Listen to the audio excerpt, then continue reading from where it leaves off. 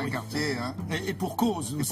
Et pour cause, parce que c'est une ville qui a vu alors d'abord l'Argentine devient indépendante en 1810 et à partir de 1870, il y a un flot de migrants extraordinaires qui débarquent des bateaux. C'est la deuxième ville de migration de l'Amérique après New York. Il y a New York d'abord et puis Buenos Aires après, d'où ce côté européen. L'Argentine devient indépendante, mais avant elle était quoi alors? Alors elle était propriété, entre guillemets, de l'Espagne, parce que ce sont les Espagnols qui, évidemment, jusqu'en 1800, oui, pratiquement jusqu'en 1810. L'indépendance de tous ces pays d'Amérique du Sud, c'est le tout début du 19e siècle, les 20 premières années. Il y avait peut-être d'autres pays comme ça qui appartenaient à la couronne espagnole. Absolument, l'Uruguay à côté, puis alors la Bolivie dont on parle en ce moment, puisque évidemment le Dakar est en train de passer par... Tous ces pays ont pris leur indépendance à la fin du 19e siècle. Au début du 19e siècle. Oui, d'accord. Tout à fait. Alors bon, là, on est...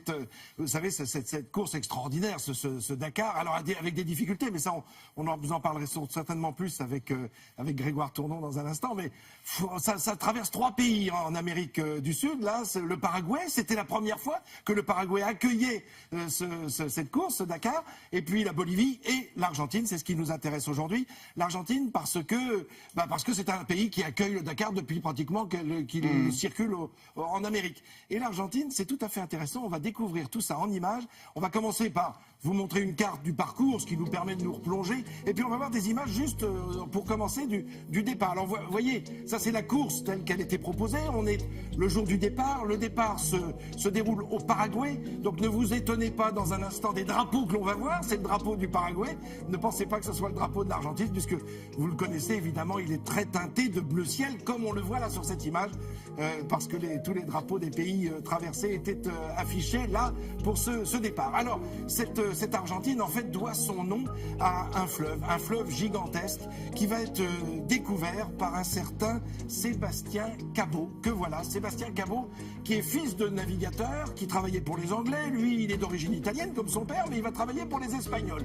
Et il cherche absolument un passage pour aller aux Indes. Alors, il tape dans l'Amérique du Sud, il tape, et d'un seul coup, il tombe là, sur ce fleuve, en tout cas cet estuaire gigantesque, qui va appeler Rio de la Plata, parce qu'il découvre les gens, il croise les gens qui habitent ce territoire couvert d'argent. Et il se dit, il y a de l'argent partout. Donc l'argent se dit plateau en espagnol, donc Rio de la Plata, on le retrouve dans ce terme. Alors là, c'est un autre personnage, c'est Mendoza, Pedro de Mendoza, qui lui arrive aussi, on est au XVIe siècle, débarque 10 ans après Sébastien Cabot, et c'est lui qui va fonder cette ville, Buenos Aires. En fait, c'est un coup de chapeau à une statue de la Vierge, puisqu'on va l'appeler évidemment Puerto, puisque c'est un port, Puerto de Nuestra Señora de los Buenos Aires. Buenos Aires, ça veut dire les bons vents.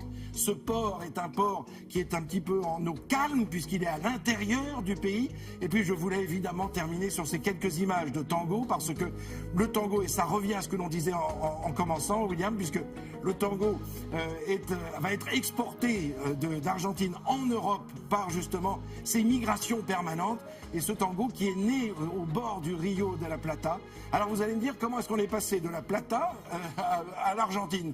Eh bien c'est le même mot en fait, puisqu'on sent bien le mot argent, mais en fait c'est un poète espagnol qui va utiliser le mot argento, qui est en latin, et non pas plata comme en espagnol, d'où le fait qu'on va utiliser la Argentina pour désigner le pays et plata pour désigner le fleuve. Ces colons européens, c'est eux qui ont créé ces quartiers qui ressemblent effectivement à des quartiers complètement. Alors on vient de Pologne, on vient de France, beaucoup. On se souvient de l'histoire de Carlos Gardel, puisqu'on vient de voir des danseurs de tango, qui était un Toulousain parti avec sa maman, puisque abandonné par un père, et qui arrive, qui débarque là au 19e siècle, parmi d'autres. Il y a des Allemands. Et cette ville est toujours un peu francophile. Ah oui. Alors non seulement francophile, puis aussi très international, c'est surtout ça. Et alors le côté portuaire fait beaucoup. Bon, on le remarque dans tous les pays du monde, y compris en France, à partir du moment où il y a un port, ça devient un lieu d'un melting pot, un lieu de mélange. Et d'ailleurs cette danse, le tango, est née avec à la fois les tambours d'Afrique, et puis les rythmes de mazurka, par exemple, d'Europe centrale. Enfin, il y a vraiment un mélange des genres, et c'est là où on le découvre dans ce pays qu'on va découvrir samedi, grâce notamment aux images qui suivent le Dakar.